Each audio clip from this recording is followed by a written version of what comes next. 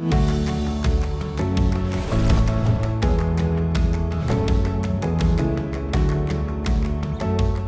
a fundamental perspective, understanding what the impact is that JVS could have within the community, there's no better director than Eric in being able to provide value and insight. However, his ability to collectively bring people together is what makes him special and so unique.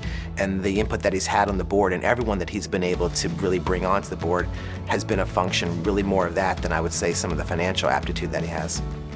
Eric has a very good work ethic.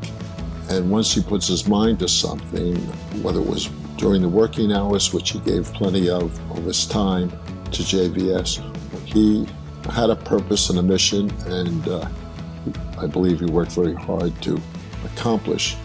As a parent or any observer, I am pleased and proud.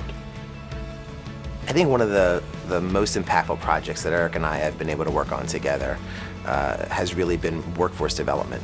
Eric and I remember sitting around a table discussing what were the strategic challenges that organizations like JVS and other nonprofits were going to have. So we created the Center for Economic Opportunity together, and we really tried to connect the business community and the areas in which we sit.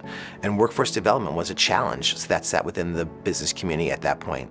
To that end, Eric, with the JVS team, identified firms in Essex County that needed trained employees, and then came back to JVS and worked with the people that were seeking help and trained them on those skills, and then sent them to the employer who's agreed to employ them. I remember one of my first visits to East Orange and some of the contributions that JVS was providing to the local community from a job training perspective.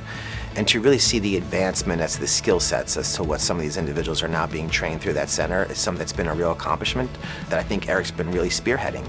So it's not just bringing entry-level people into the workforce, but really being technical people into the workforce that provides them an opportunity and a career outside of just a job. And Eric's direction and steadfast engagement has been something that's been a marvel for me to witness, and I think something that's really been impactful for the entire community.